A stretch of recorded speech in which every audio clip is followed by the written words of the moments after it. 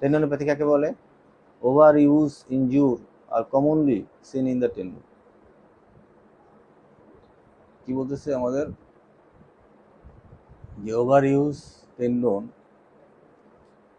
R commonly seen in the tendon, অর্থাৎ আমাদের যে ওভার ইউজ যে প্রবলেমগুলি হয় সেটা টেন্ডনেই সবচেয়ে বেশি প্রভাবটা পড়ে।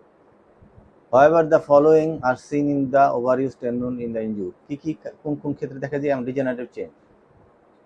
কি following are seen in the overuse tendon? টেন্ডনে যদি ওভারইউজ হয় তাহলে কি হতে পারে? ডিজেনারেটিভ চেঞ্জ হতে পারে। Changing fibril organisation, reduce cell count, vascular in growth, occasionally local necrosis. অর্থ কি? ধরো একটা সেল, এটা তো কানেক্টেড। টেন্ডনটা কি? কানেক্টিভ টিস্যু, তার মধ্যে তো বিভিন্ন সেল থাকে। সেই সেলে কি থাকবে? Reduce cell count. Reduce cell count কি? সেল কাউন্ট বলতে প্রত্যেকটার যেই টেন্ডনের মধ্যে, নর্মাল টেন্ডনের মধ্যে সেল কাউন্ট প্রত্যেকটা তো তোমার টেন্ডনের সেল থাকে, কিন্তু দেখা গেলো এতটুকু একটা মনে করো সেল, সেই সেলের মধ্যে টেন্ডনের সেল থাকবে কম। ধরো এটা যে আমি কাউন্ট করি, যে জায়গায় ইনজুরে ওভার ইউজে সেলের পরিমাণ কমে যাবে, অন্য অন্য ফাইবার্স কোলাজেন অন্য অন্য জিনিসপত্র মানে সাপোর্টিং জিনিসপত্র বেশি আসবে। আর কি হবে? Reduce cell count, vascular in growth. হ্যাঁ, মানে ওখানে ব্লাড ভেসেল বেশি বেশি তৈরি হবে। যেমন আমরা দেখাইছিলাম এর আগের বারও, কোথায় যেন ভাস্কুলার বেশি তৈরি হবে।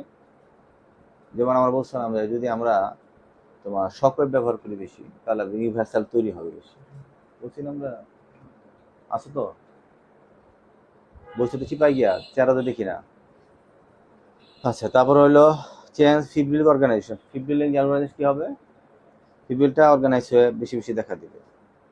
আবার ডিজেনারেটিভ চেঞ্জ হবে। ডিজেনারেটিভ চেঞ্জ হবে মানে হলো তোমার বোনসের যদি ক্ষয় হয়, ধরো একটা বোনস এটা এখানে আসবে, ইন্টারভার্টিবল ডিস্ক, এটা ডিজেনারেশন ক্ষয় হয়ে চলে আসবে।